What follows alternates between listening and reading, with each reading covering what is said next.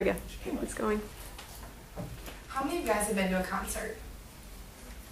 How many of you guys have been to a fair?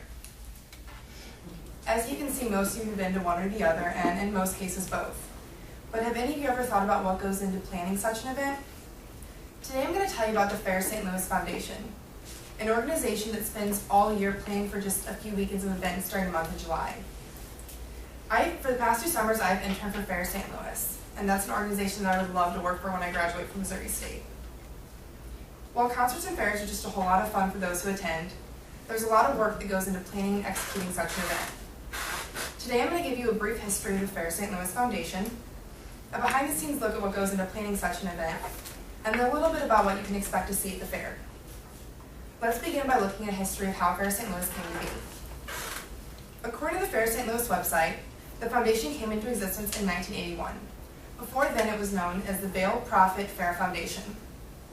Fair St. Louis, in partnership with the City of St. Louis and MPS, hosts a celebration on 4th of July weekend each year in St. Louis. This celebration includes a variety of things, from live music, air shows, fireworks, even cultural and educational activities. The Vail Profits, better known as the VP, is a private philanthropical organization that includes the most esteemed members of the St. Louis business and society. Without the VP, the funding of Fair St. Louis would be nearly impossible, as Fair St. Louis is a nonprofit foundation that relies solely on the generosity of individuals and companies in St. Louis to get it going. Fair St. Louis not only consists of the 4th of July weekend activities, but also 4 other concerts and parties throughout the month of July. Now that you've learned a little bit more about Fair St. Louis, I'm going to give you a behind-the-scenes look at what it takes to get it going.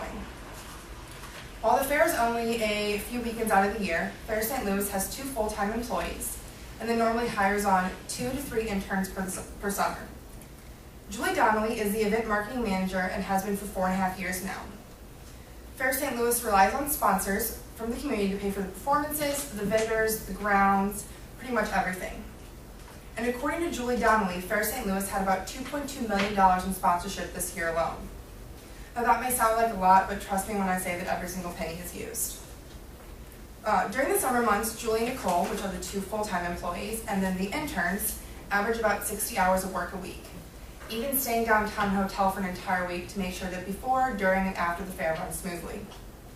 There were 3 interns this year. One was a sponsorship intern, which was my twin sister.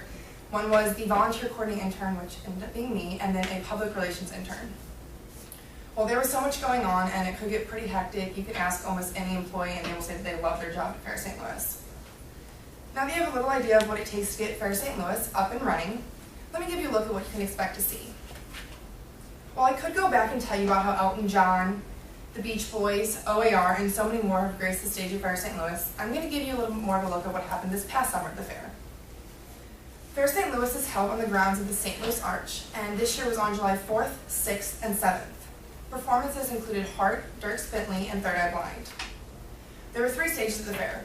One was known as the main stage, and that's where the performers that I just mentioned performed. And then one was called Kid Zone. Kid Zone is where acts such as a circus group and the Science Center performed.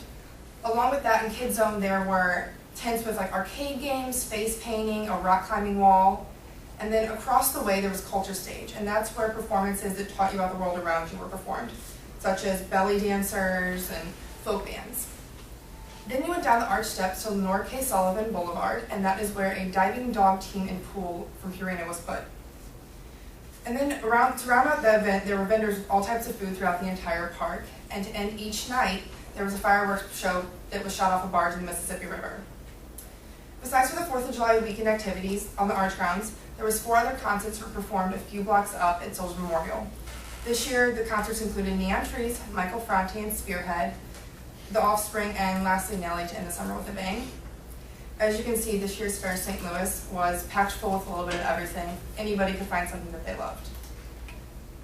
As I come to a close, I hope you have learned a little bit more about Fair St. Louis. As you can see, there is so much more that goes into planning an event than meets the eye. Today we covered a brief history of Fair St. Louis, a behind-the-scenes look at what goes into planning such an event, and then a little bit about what you can expect to see at Fair. Thank you for your time and attention.